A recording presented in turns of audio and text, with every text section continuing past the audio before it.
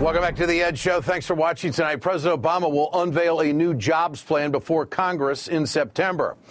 And although the full details are still to come, here's what he had to say yesterday about rebuilding America.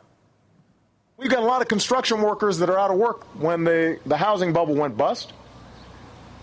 And interest rates are low. And contractors are ready to come in on time, under budget. This is a great time for us to rebuild our roads and our bridges and locks in the Mississippi and our seaports and our airports. We could be doing that right now if Congress was willing to act.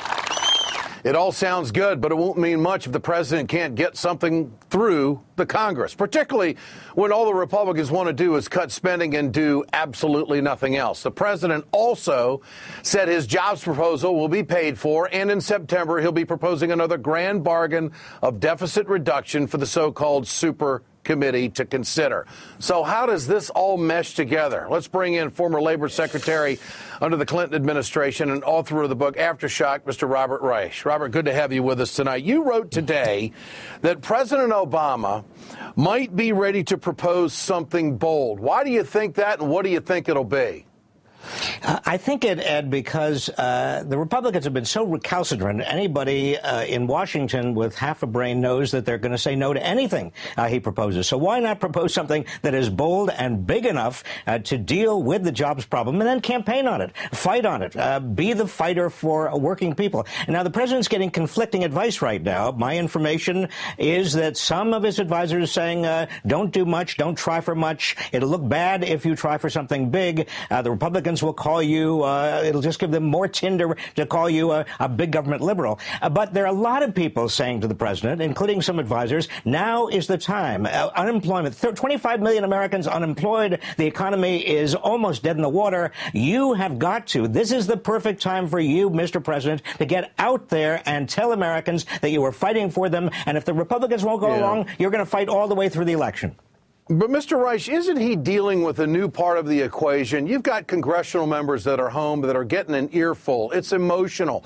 People are distraught. They need help. They've been unemployed for a long time. Isn't this the perfect time to make sure that you get the people's attention by offering something up very grand? And who cares what the Republicans think? Why doesn't the White House take that position?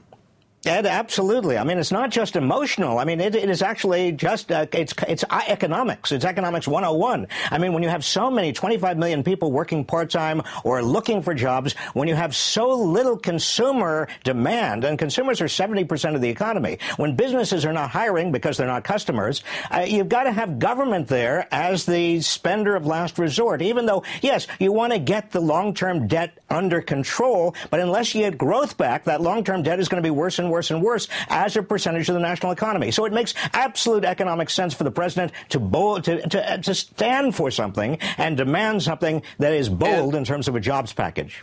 And what would be the most boldest thing, in your opinion, the president could do that would be achievable in his term?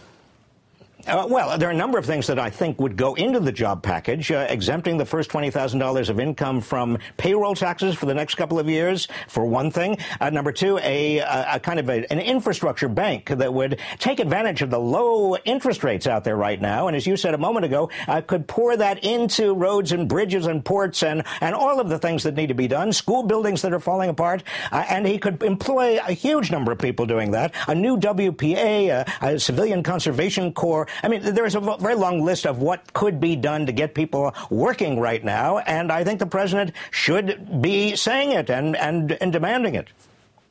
And if he doesn't get it, when does the president turn to 2012? Does he continue doing this throughout and not give up on it? Is there going to come a time, Mr. Reich, where he's going to have to turn to the American people and say, I've done everything I can do to work with the Republicans. Here's the proposal. They're saying no to everything. When does that day come, if it ever does? I'll tell you, Ed, I think right after Labor Day, he actually announces his jobs proposal, his jobs plan. It is bold enough to actually get people jobs. He goes to the Republicans and says, I want this. If the Republicans then say no, as I expect they will, then he energizes, mobilizes, tries to organize the the American people. If the Republicans continue to say no, the president says, okay, this is going to be part of the election. This is part of the 2012 election. America, you want your jobs back. You need to have an economy that's growing. This is the plan. Let them just say no. So this would be Harry Truman, 1948, run against the Congress, correct? Not only, well, run against the Republicans in Congress, but also expose the lie that they continue to tell the American people, the Republican lie, which is that a smaller government means more jobs. That is absolutely counter to any kind of logic, but they've got to be smoked out on that. Great to have you with us, Robert Reich, former Labor Secretary, with us here on the Ed Show tonight. Thanks, he called himself a liberal when it wasn't popular to do so.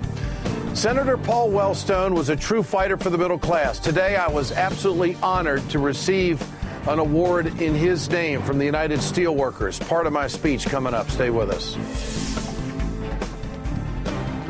And Rush Limbaugh compares President Obama to a new kind of Oreo cookie. I know the drugstore is an expert when it comes to snacking, but this one is way over the line. He's going into the zone. Stay with us.